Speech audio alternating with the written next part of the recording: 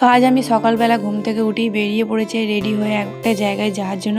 তো আমি একা যাচ্ছি না, পেছনে আমার মাও আছে, আর আমি যেহেতু গাড়ি ধরবো সেই জন্য মেন রাস্তায় চলে এসেছি। আর এখান থেকে টোটো ধরে বেরিয়েও পড়েছি যাওয়ার উদ্দেশ্যে।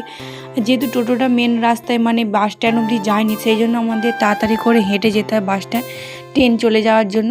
তো গিয়ে দেখি ট্রেন অলরেডি চলে গেছে। আর এটা কোথাকার প্ল্যাটফর্ম তোমরা জানলে অবশ্যই তোমরা কমেন্ট করে জানাও। তো চলো, যেই না সকাল সকাল বেরিয়েছি, একটা বিস্কুটও নিয়েছি হাতে। তো খিদেও তো পেয়েছিল, তখন বাজে মোটামুটি 8টা মতো। তো চলো, এখানে ট্রেনের জন্য আমরা তারপর আবার বসে থাকি। তো ট্রেন যেহেতু চলেও এসছে, এখনও পর্যন্ত ছাড়েনি। তো মা এদিকটা বসেছে আর আমি এদিকটা বসেছি। ট্রেন এখনও মোটামুটি পুরোটাই খালি আছে।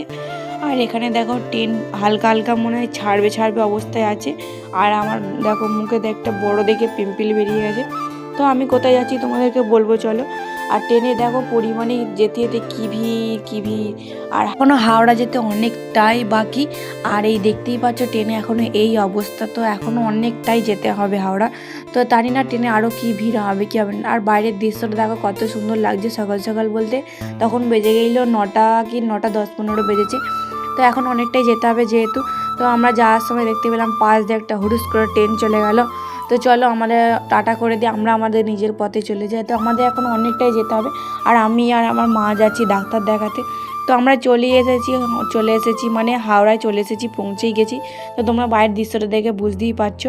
তো এবার ট্রেনটা থামলে আমরা নেমে যাব আমাদের গন্তব্যস্থলে। আর দেখো বাইরে বেরিয়ে দেখি কত লোক, কত ভিড়। তো আমি তো ফোনটাকে চেপে ধরে যাচ্ছিলাম, জানি না পকেট মার যদি আমার ফোনটা নিয়ে চলে যায়। তো ফোনটাকে সাবধানে নিয়ে আমি বাসে উঠে পড়েছি। এখানে যে ট্রেন থেকে নেমে আমি চেপেছিলাম পিজির বাস, কারণ আমি যাচ্ছি পিজিতেই ডাক্তার দেখাতে। আমারও অসুবিধা আছে, আমার মায়ের অসুবিধা আছে, দুজনেরই ডাক্তার দেখাতে আছি। তো দেখতেই পাচ্ছ এই যে আমি হসপিটালে মানে কলকাতার পিজি হসপিটাল, বড় হসপিটালে আমি চলে এসেছি। এখানে আমি রাস্তা পারাপার হয়ে সোজা আমরা চলে যাই টিকিট কাউন্টারের দিকে।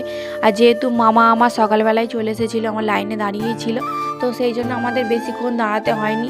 তো সোজা চলে যায় টিকিট নিতে। আর টিকিটটা দেখতেই পাচ্ছ, টিকিট আমার নিয়ে নেওয়ার পর দেখলাম যে কোথায় আমাদের ডাক্তারের সিট পড়েছে। যেদিকে যার ডাক্তার সে সেদিকে যাবে। তো প্রথমে খিদে পেয়েছিল, যেহেতু সকালবেলায় বেরিয়েছিলাম, একটা বিস্কুট খেয়ে আর পেট ভরে, সেই জন্য খাওয়ার জন্য বাইরের দিকে আসলাম যে কিছু পাওয়া যায় নাকি।